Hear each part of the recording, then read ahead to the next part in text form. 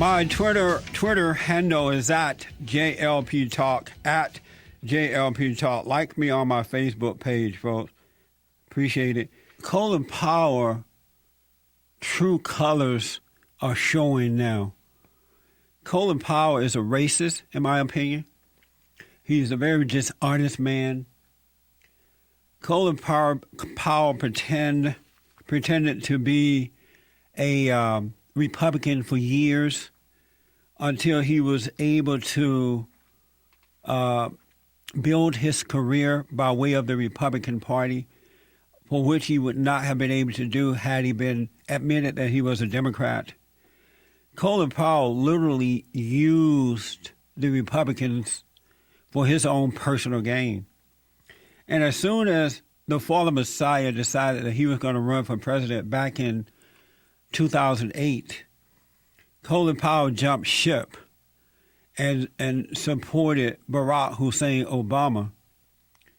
And Barack Obama, as you know by now, is a far-left, racist, socialist liberal.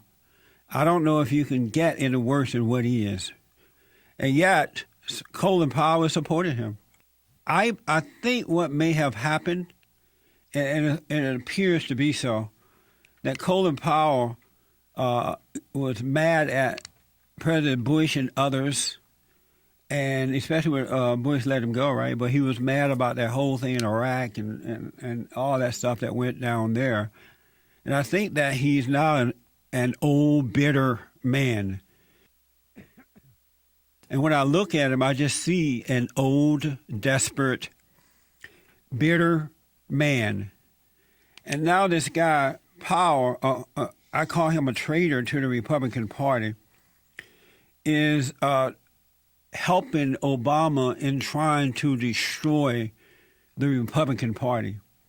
And I often wonder, how is he, Colin Powell, is able to sleep at night knowing what he is doing.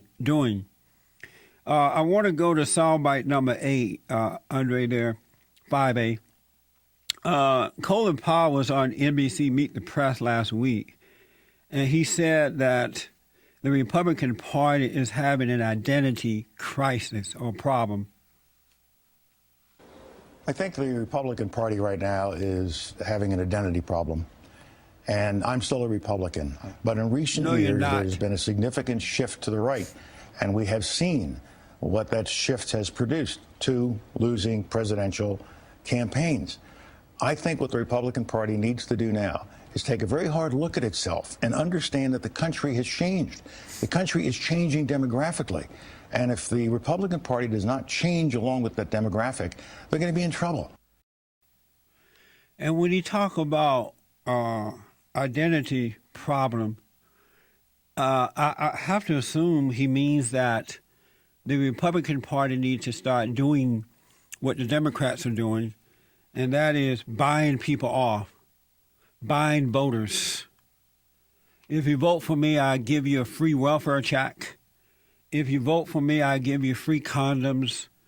I would give you abortion pills. I would pay for your education. And if you vote for me, I would do this and that for you. And it sounds as though he's implying that that's what the Republican Party needs to do in order to get people in. That is not an identity problem. It's not. This guy, talk about change. Is he talking about the same change that Obama is doing to America? Forcing socialized health care down our throats. We have to pay for it, and if you don't pay, you're fined. If you don't get insurance, you are fined. Is he talking about all these executive orders that this fallen Messiah is shoving down our throats? The Republican Party, the only thing that the Republican Party needs to do that it has not done well is to be strong, get out there and lay out the platform. Have no fear of being called racist or anything else like that. Lay out the platform of the Republican Party. God, country, Constitution, freedom, lower taxes, period, and less restrictions on businesses, both small and large. Freedom, Colin Powell. The one thing I realized about most, not all, and when I mention Black Americans, it's not a put down. I'm trying to wake up Black Americans so they can see how people like Colin Powell and others are using them. The one thing, the change that Black people need is a turning away from government, from people like Colin Powell and others, and start thinking for themselves. That's the change that they need. The party need to get rid, the Republican Party need to get rid of those who are afraid to be honest about what we are about. They need to do that. Here's Colin Powell talking about B, and he says that Colin Powell is upset that the governor called Obama lazy. When I see another former governor after the president's first debate where he didn't do very well, says that the president was lazy. He didn't say he was slow, he was tired, he didn't do well. He said he was lazy.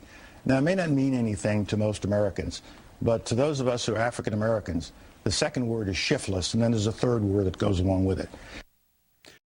That's the race card right there. Colin Powell, a Black man who done very well in this country because he was a part of the Republican Party, just played the race card. When he said that for African American, that means something. It may not mean anything to anyone else. That means something. That's the race card. Then he said the next word is shiftless. That's the race card. Colin Powell is a racist, folks. How come if you use the word lazy, it got to only mean racism, racist? Colin Powell is a liar and a racist. He is truly showing his true colors.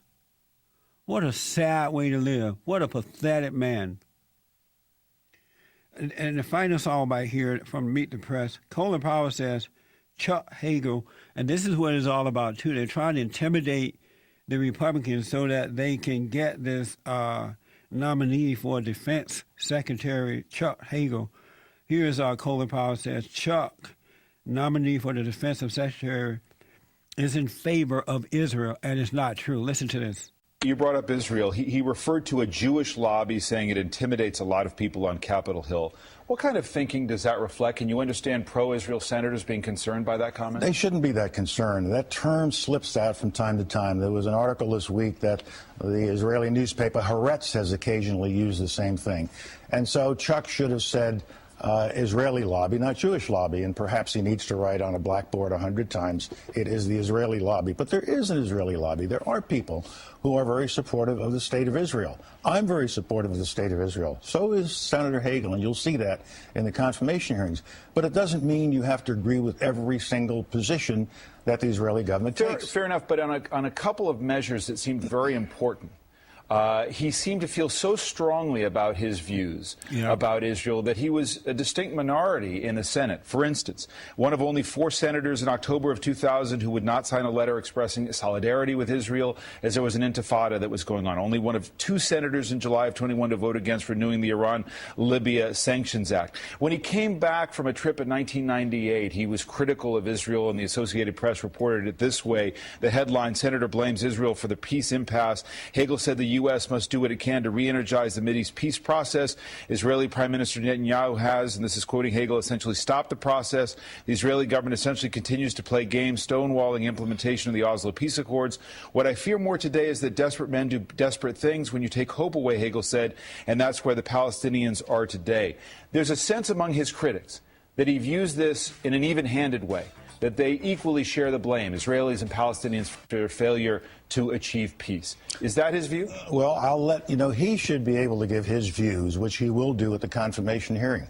I don't believe that there is moral equivalency between the two sides, which is the suggestion of that article. You believe he believes there's moral equivalency? You'll have to ask him what he believes. My judgment and my knowledge of Chuck and my discussions with Chuck would suggest that he wants to see both sides come to the table and find a solution. He supports the peace process. But he is uppermost a very, very strong supporter of the state of Israel. He's voted for billions and billions of dollars of aid to Israel. So I have no question that when it comes to challenges that have anything to do with putting Israel at risk, Chuck Hagel will be on Israel's side. And remember, he's working for a president, and he will follow the policies of that president. And that's what concerns me, because Obama hates Israel. He supports the Palestinians, but he hates the Jews. He does. 888-77. Shame on Colin Powell. Absolute shame on him. Let me go to the busy phones. Greg out of Delaware. Good morning, sir. Get it off your chest. Greg. Hey, Jesse, I'm going to get it off my chest, and I'm going to talk about Colin Powell, and the two are going to relate. First of all, when I was struggling back in the 90s, I took a part-time job working at night at the post office, and I used to listen to books on tape, and I remember I listened to his book, having been in the Air Force myself, and I really wanted this guy to be successful. Who, that, Colin Powell? Yes, okay. Exactly. And, he was very conservative. He talked about how hard he worked as a kid in the book and all this sort of thing, and I was very impressed with him. And then for him to just flip on us is horrible. Well, I believe he has always been the way he is today. He just covered it up until he could get into a certain position in life where he think he has influence. Yeah, he may have done that. He may have just done all the right things to get where he was going to go. Now, for him to say that the Republican Party has moved to the right, if anything, it's moved to the left. Yes. Because the country has moved so far to the left that what used to be the right, it would be, off the charts now. So, anyway, then I want to get Colin Powell is a liar. He is a deceiver. He is a racist. And nothing that this man says is true anymore. No, I agree. And then something I want to get off my chest is yesterday I was arguing with a friend of mine who's Jewish about gun control, and I talked about how the fact that if the Jews in Germany had all had their handguns, that chances are the Nazis would have never went after them because it would be too much, work to do all that and fight a war at the same time. They would have just given up on the whole idea. And this is the part I have to get off my chest. Then the guy played well, you can't say that. You're not Jewish, and the plight of Jews is really like blacks. And I'm just like, now how do you argue with somebody when they claim a status that no one else can understand because they weren't there? They've kind of put themselves in a place where you can't argue with them because they're claiming something that would be impossible for you to overcome. It's one of the dumbest things I've ever heard in my entire life. These people have really been convinced that it's about the color of the person and not the common sense, not the human being of the aspect of the person. You don't have to be black to understand what's happening in life. Exactly. You don't have to be a Jewish to understand that. People can tell right from wrong. It's insane. I hear a lot of white people saying, well, you know what, I don't know what it is to be black, so I don't quite understand. You do understand. You understand wrong from right. You understand. And it's insane, Greg. No, it is. That's why I had to get it off my chest. Did you tell him that was an insane notion? Well, I have to say, I first just said, look, if there's some part of that experience that I don't understand, please enlighten me. But he couldn't. He put up a thing where, you couldn't possibly understand. Which therefore puts you in a position where there's no way you can have a chance. You should ask them, what is it that I couldn't possibly understand? Tell me what I am missing here. They will not be able to tell you.